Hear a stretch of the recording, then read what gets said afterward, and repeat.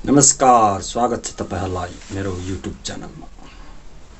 आज म तपाईहरुलाई यस्तो भिडियो बनाउन सिकाउन गइरहेछु। अब ढिला नगरी जाउँ मोबाइलको स्क्रिनतिर।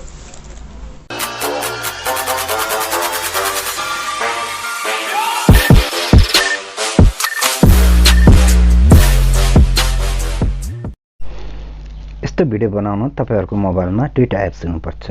एउटा क्याप्कट, एउटा किनेमास्टर। पहिला क्यापकट ओपन गरौँ। क्यापकटमा गएर न्यू प्रोजेक्टमा जानुस्।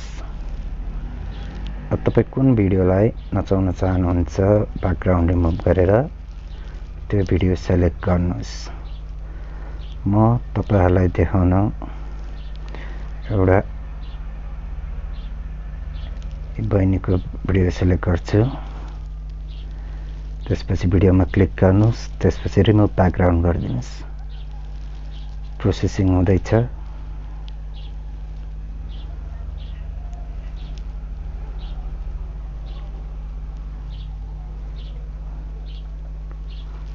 तपाईको यो एन्डिङलाई डिलिट गरिदिनुस्।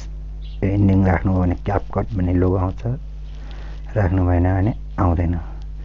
त्यसपछि क्यानभासमा गएर कलरमा गएर एउटा ब्लू ब्याकग्राउन्ड चुज गरिदिनुस्। त्यसपछि माथि एक्सपोर्टमा गएर 60 फ्रेम रेटमा राखेर एक्सपोर्ट गरिदिनुस्।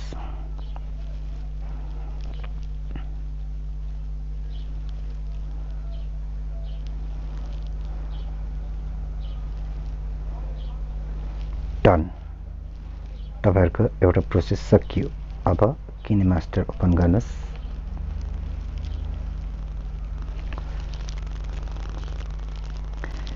किनेमास्टर ओपन गरेपछि न्यू प्रोजेक्टमा जानुस्। तीनटा रेसियो आउँछ, 9:16 सेलेक्ट गर्नुस्। त्यसपछि तपाई आफ्नो ब्याकग्राउन्ड भिडियो चुज गर्नुस्। कुन भिडियोमा तपाई अघि ब्याकग्राउन्ड रिमुभ गरेको भिडियो नचाउन चाहनुहुन्छ त्यो भिडियो सेलेक्ट गर्नुस्।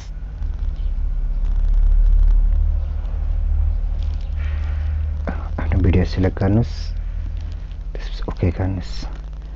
त्यसपछि कहाँदेखि स्टार्ट गर्ने हो भिडियो त्यहाँ क्लिक गर्नुस्। छेउकोलाई ट्रिम टु लेफ्ट गरिदिनुस्। त्यसपछि लेयरमा जानुस्, मिडियामा जानुस्। अघि क्यापकटबाट ब्याकग्राउन्ड रिमुभ गरेको भिडियोलाई सेलेक्ट गर्नुस्।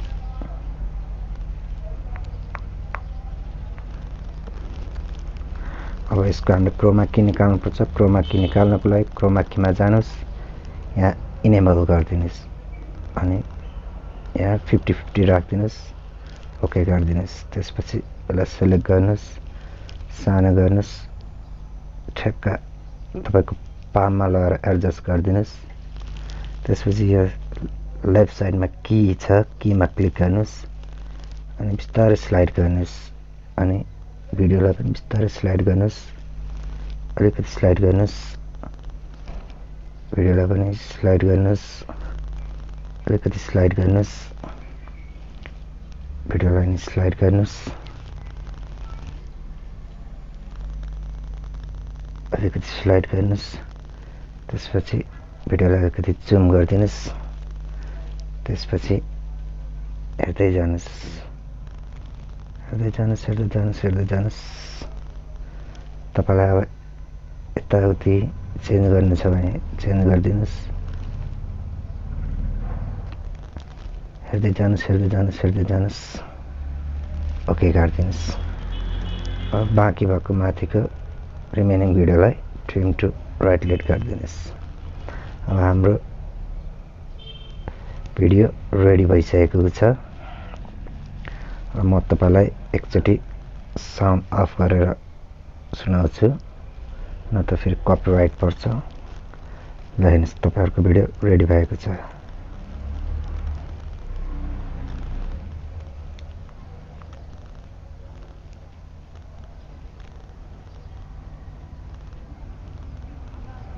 अब एक्सपोर्ट गरिदिनुस्।